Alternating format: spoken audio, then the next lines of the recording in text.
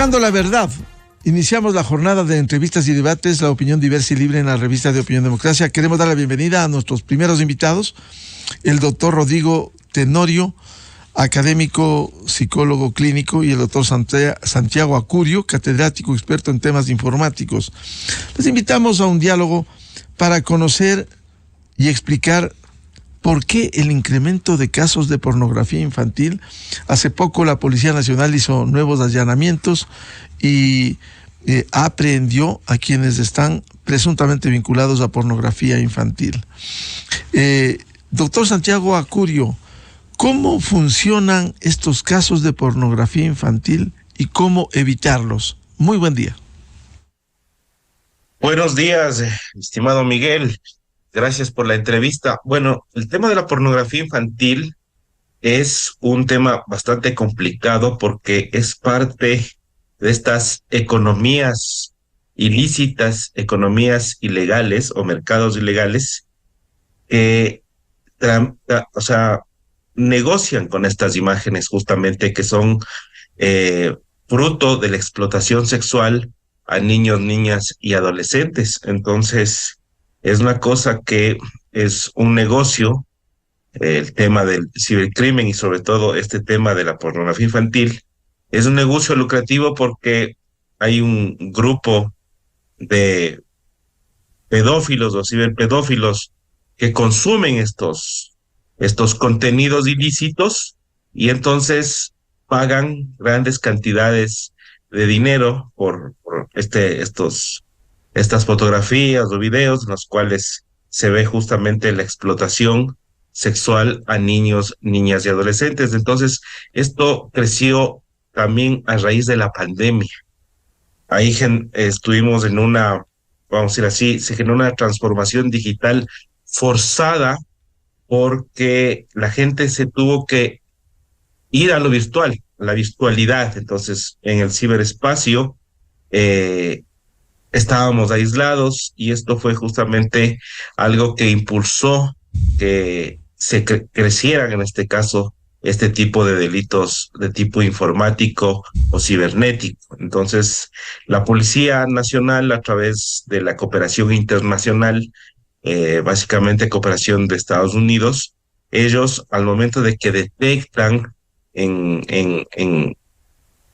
vamos a ir así, en Facebook, en Google o a través de todos los proveedores de servicios en Estados Unidos, este tipo de imágenes que se mandan por estos servicios, ellos generan alertas y estas alertas las recibe en este caso la Policía Nacional, la DINAPENT y la Unidad de Delitos Cibernéticos de la Policía. Entonces ellos hacen una investigación y como ya más o menos tienen ubicados de dónde son los orígenes de estas transmisiones que se ven aquí que son del Ecuador, entonces la policía con su unidad de ciberdelitos y a través de la DINAPEN hacen la investigación a través también de la compañía de fiscales que están especializados en estos temas y eso ha permitido desmantelar esta serie de redes de pornografía infantil. Últimamente se han dado más en el país, dado que, como te digo, es una cosa rentable. O sea, desde el punto de vista del crimen organizado, estos temas se han tratado ahorita como algo que ha generado mucho más, o sea, haz de cuenta que el FBI en el año, hace unos 2 años, le puso al tema de los ciberdelitos y entre ellos el tema de la pornografía infantil como uno de los delitos que más dinero generan para estas economías criminales. Entonces, es un negocio y, claro, estos delincuentes se aprovechan de niños, niñas, adolescentes, a veces del propio entorno familiar, para ser justamente explotados sexualmente y eso es lo que ha pasado en estos últimos tiempos. Santiago, ¿y se penetra con facilidad con el sistema informático a los hogares con esta pornografía infantil? ¿No puede haber alguna acción que permita poner obstáculos y que no siga funcionando este cyber del crimen organizado? O sea, en este caso lo que se hace básicamente es a las imágenes que ya se tienen catalogadas como tema de pornografía infantil, se les pone en este caso un identificador, que se llama en este caso un código hash, que eso permite que las computadoras o sea, los sistemas informáticos filtren este tipo de imágenes. Por eso es que en Estados Unidos se sabe que se manda la pornografía desde aquí, desde este país. Entonces la idea es no solamente detectar el material pornográfico para sacarlo de circulación, para sacar de circulación, sino que hay que también activarse contra las mafias y contra las personas que están haciendo este tipo de situaciones. Entonces, por eso es la necesidad de poder investigar, por ejemplo, de dónde vinieron esas fotos, se hace un análisis de los metadatos que tienen estas fotos para saber dónde fueron tomadas, en qué lugares, con qué dispositivos. Y entonces la idea también es desarmar este tipo de redes, porque son afectaciones a la dignidad de los niños, niñas, adolescentes. Y tú sabes, en la Constitución, el interés superior del niño está sobre los derechos de las demás personas. Entonces, es deber del Estado procurar mantener la dignidad justamente de niños, niñas y adolescentes. Y es por eso que se debe combatir esto, porque estas imágenes de pornografía infantil inician un círculo de violencia, una forma de que, o sea, las personas, y eso ya lo hará más después el psicólogo que está invitado para esto, eso causa a veces que o sea, los ofensores sexuales van subiendo, en este caso, su actividad. Entonces, ellos primero al principio son voyeuristas, solo les gusta ver, pero entonces, con estos temas de pornografía infantil, lo que hacen es a veces reforzar esas ideas negativamente, ¿no es cierto? Y entonces ya no solo quieren ver, sino ya quieren tocar, entonces empiezan a acosar, empiezan a generar abusos, empiezan a hacer violaciones, y eso va en escalada. Entonces, por eso es necesario parar este tema desde que se comercialicen este tipo de imágenes o se posean, porque eso es lo que genera ese círculo de violencia. Y entonces la idea es que eso causa mucho daño, o sea, un tema de este tipo causa mucho daño en los niños ni adolescentes. Por eso es necesario generar estas actuaciones justamente en conjunto, fiscalía, policía y función judicial, para que poder detener este tema y combatir así la explotación sexual infantil y la educación sobre los peligros de este tipo de contenido y la promoción del respeto a la dignidad de los niños como seres humanos. Bienvenido al doctor Rodrigo Tenorio, un reconocido psicólogo clínico. ¿Cómo afrontar este problema de la pornografía infantil que ha penetrado a los diferentes sectores y está causando grave daño? Muy buen día, doctor Rodrigo Tenorio.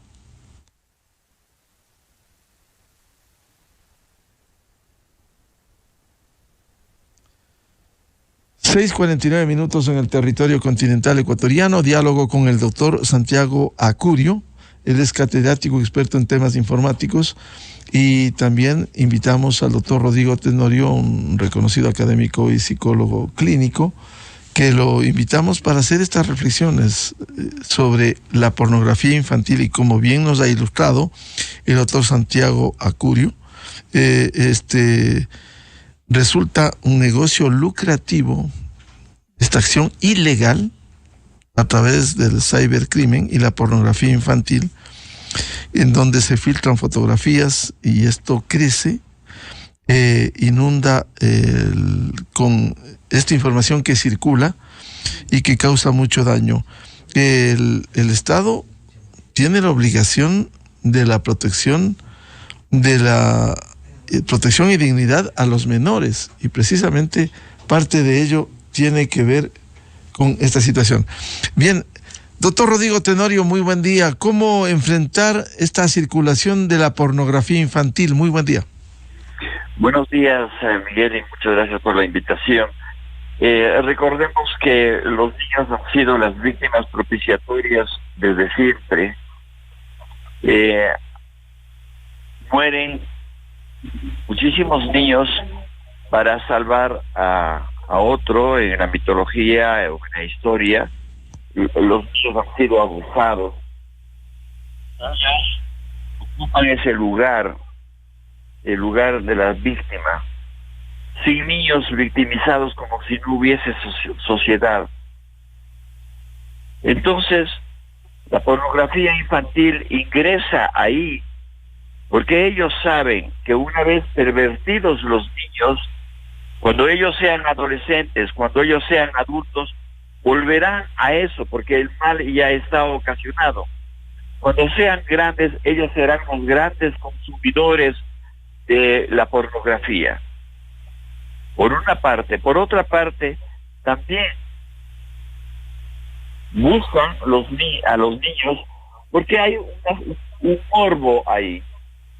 Además de la pornografía, que ya es un morbo, cuando los niños están siendo víctimas, hay otro morbo, el morbo del sacrificio de los niños. No es lo mismo un adulto que un niño.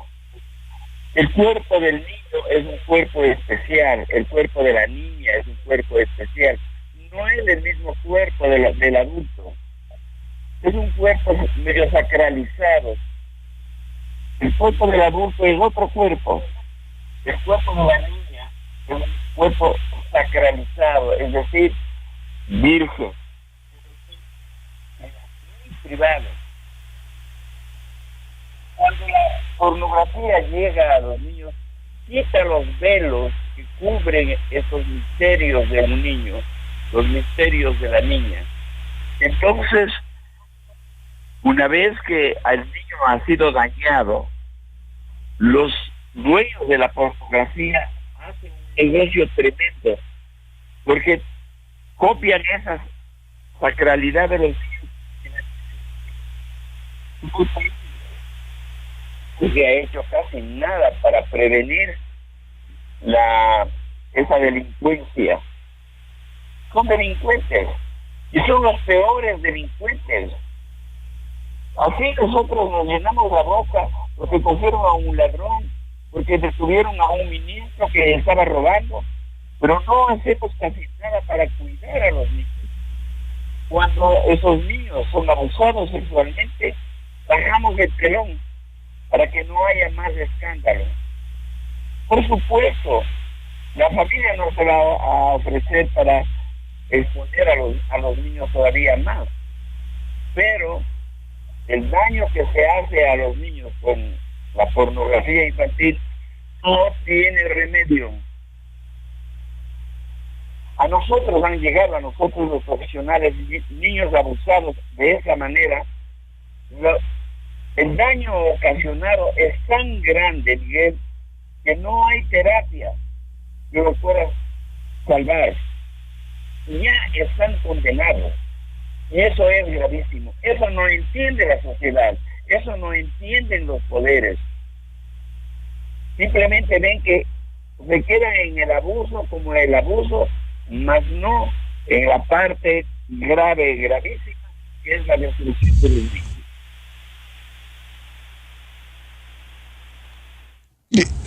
Doctor Rodrigo Tenorio, con esa descripción que usted nos ha hecho, ¿cómo pudiera actuar o cómo debiera actuar el Estado para proteger a los niños de este acoso a través de la pornografía infantil que tanto daño causa?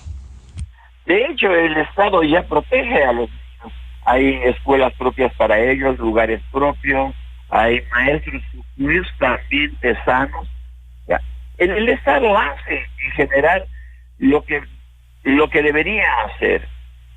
Sin embargo, siempre habrá aquel que se filtra, aquel que hace caso omiso de la ley. Desgraciadamente, en muchos medios la justicia está atravesada por la corrupción. Si los asesinos, los grandes destructores de la sociedad, los que roban millones y millones de dólares, entran a la cárcel y al día siguiente salen, ¿cómo van a detener a un tipo que hizo una pornografía infantil? Enseguida va a salir. No hay una justicia. Una justicia que realmente tome en cuenta que se está haciendo un daño. Vayamos a un texto muy antiguo, un texto bíblico. Ese texto dice: a esos que pervirtieron a un niño, que hicieron daño de esa clase a un niño, es mejor que le pongan una muela de molino al cuello y que lo boten al mar. Y es el Evangelio.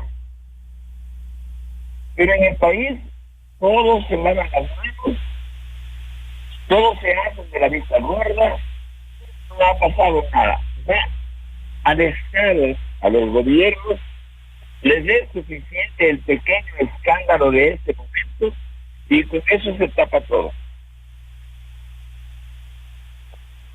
¿Y cómo lograr que las normas respalden, amparen?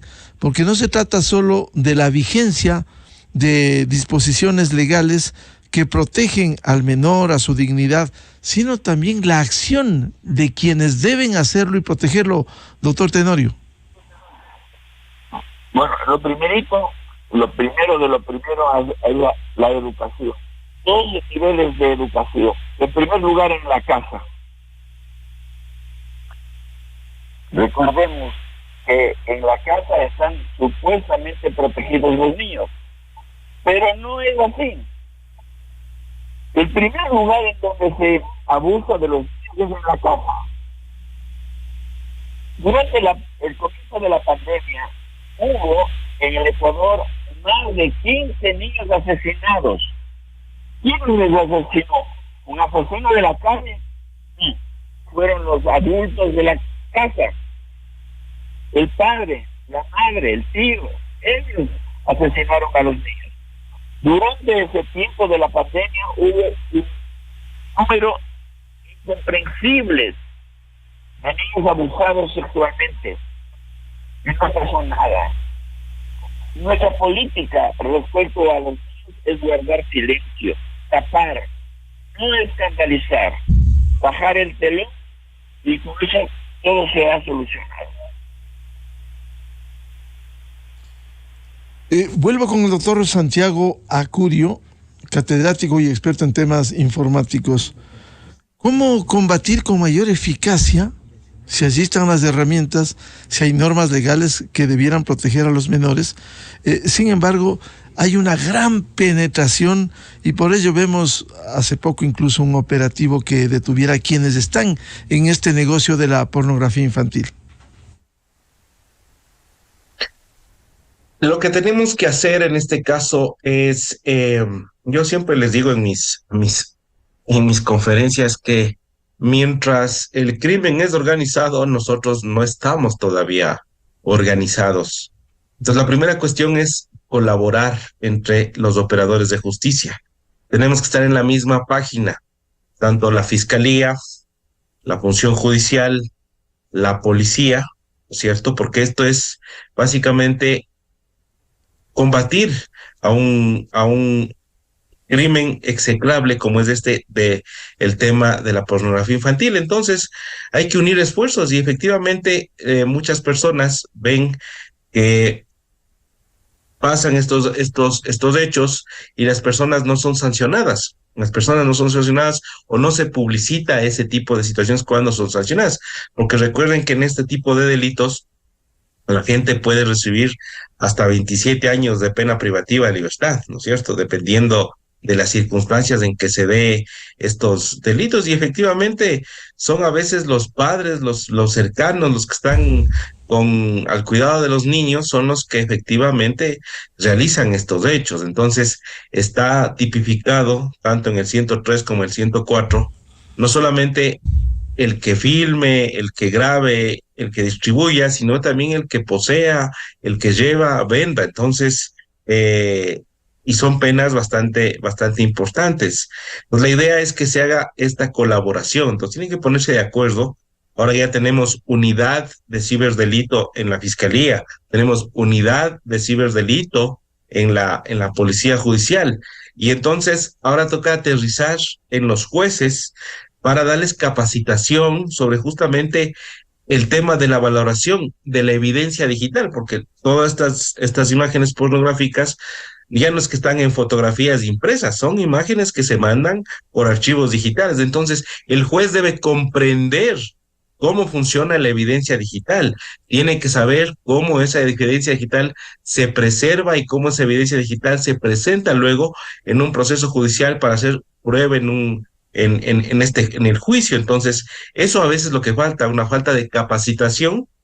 La policía y la fiscalía han tenido esas capacitaciones, pero desde la función judicial no ha habido un interés del Consejo de la Judicatura en hacer ese tipo de capacitaciones, porque si las personas no saben qué es la pornografía infantil, cómo detectarla, cómo hacer, en este caso, para sancionar este tipo de conductas, entonces lo que hace la fiscalía y lo que hace la policía se queda a medio camino. Y ese es el tema que ahora nos falta, tener jueces que no solamente sean probos, sino también tengan los conocimientos necesarios para poder decidir sobre estos temas que son a veces muy complicados, muy complicados. Entonces, para poder romper ese círculo de violencia que se genera con estos temas que, como digo, son temas de explotación sexual a niños, niñas y adolescentes. Usted, doctor Acudio, ha tocado un tema muy importante. Penosamente los jueces no tienen cabal conocimiento. Y hay que decirlo, y voy a citar en casuística otro ámbito, que no es materia de este debate, pero sí, la capacitación a los jueces cuando tienen entre sus manos procesos judiciales del ámbito militar y policial, realmente no entienden las normas, las jerarquías, los niveles y actúan de otra manera. Esa es la queja permanente que hay. Antes hubo la especialización con la corte militar, con la corte policial. Pero en este caso, cuando usted dice, doctor Acudio, que si hay una unidad del ciberdelito en la fiscalía, la policía combate, tiene conciencia, el caso de los jueces no están debidamente capacitados para entender la problemática de la pornografía infantil. O sea, sí, o sea, el tema es que no hay una capacitación básicamente veamos, se hizo reformas recientemente al Código Orgánico Integral Penal sobre temas de evidencia digital. Entonces, no sé si es que ellos ahorita ya sepan las nuevas funciones que tienen los fiscales de poder pedir la conservación de información. El tema de la cooperación internacional. Nos estamos acercando más a poder firmar el convenio del cibercrimen, ¿ya?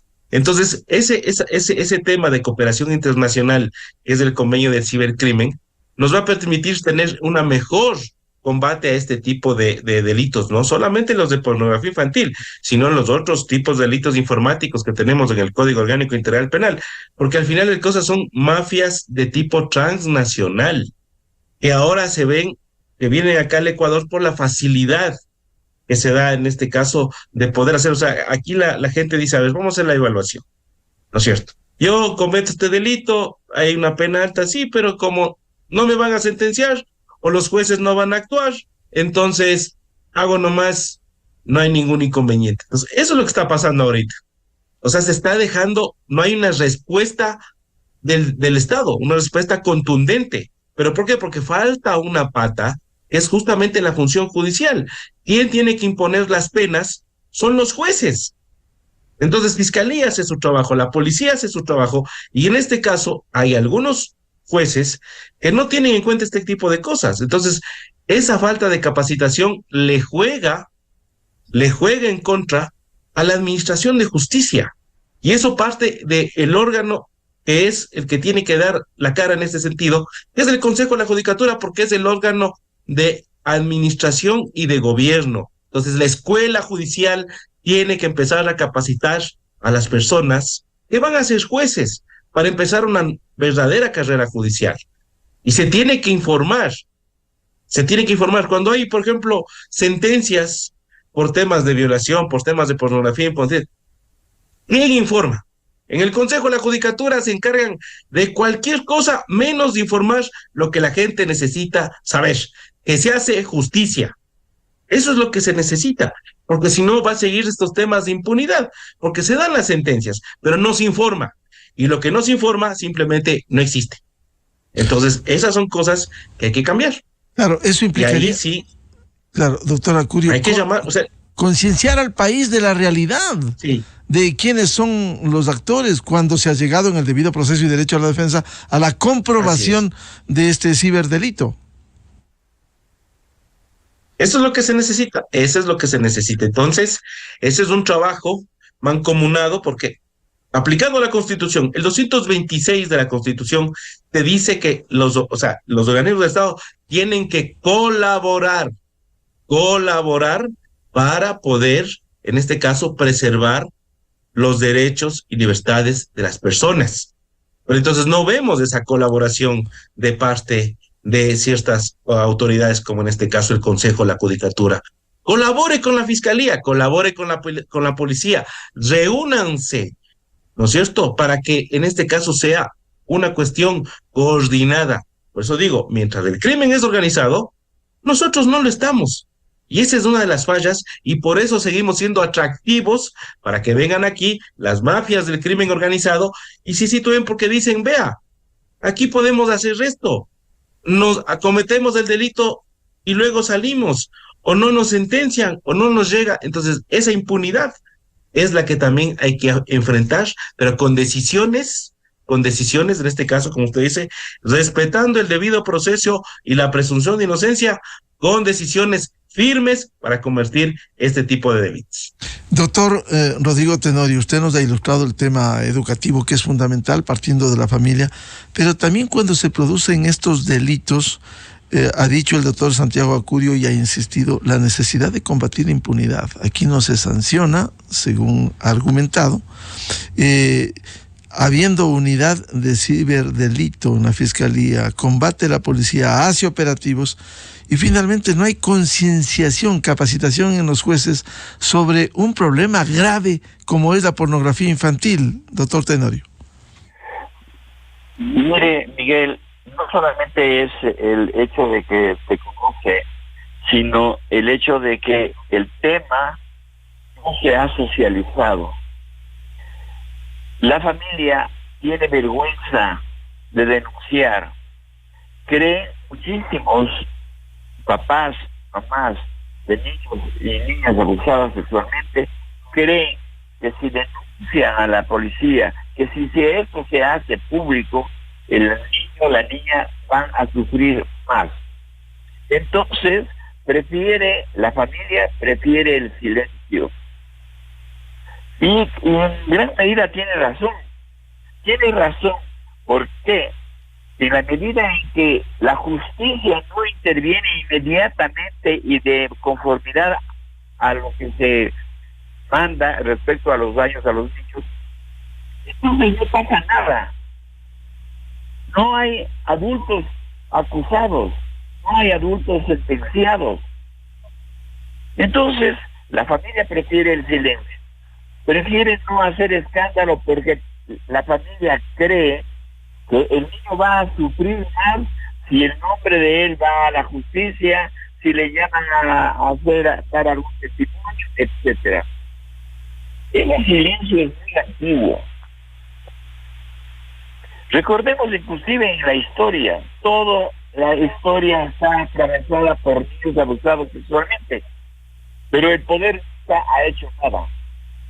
Y sigue aquí entre nosotros sin hacer absolutamente nada.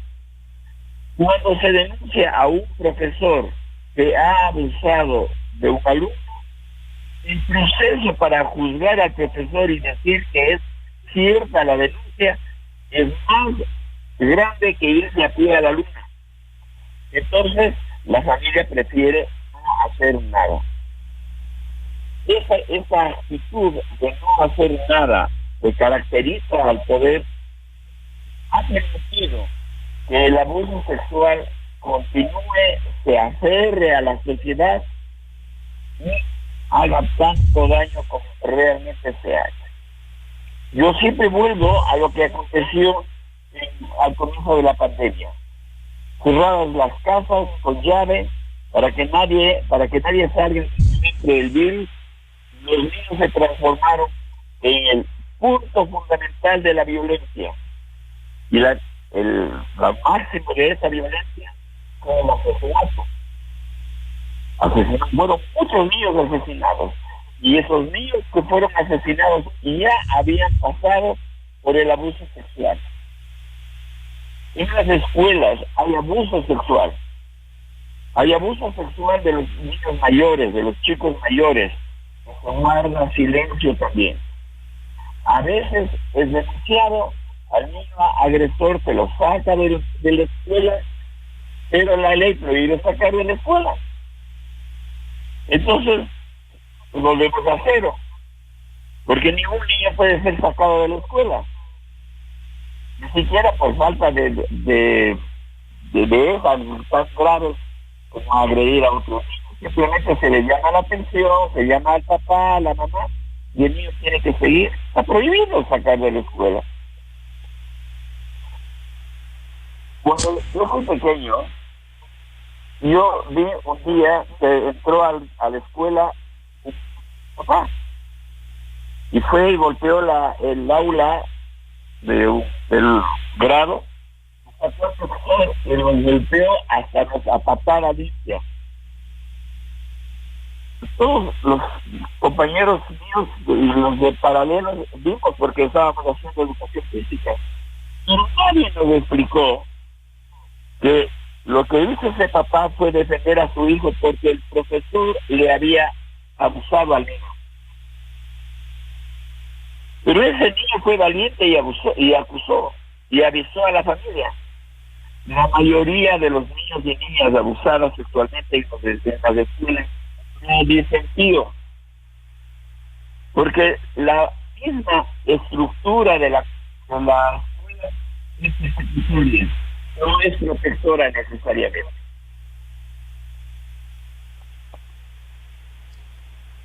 Entonces, si vale la pena pensar que debemos hacer una reforma en torno al abuso sexual en la escuela. Las leyes tienen que ser más fuertes y las posibilidades de denuncia mejores.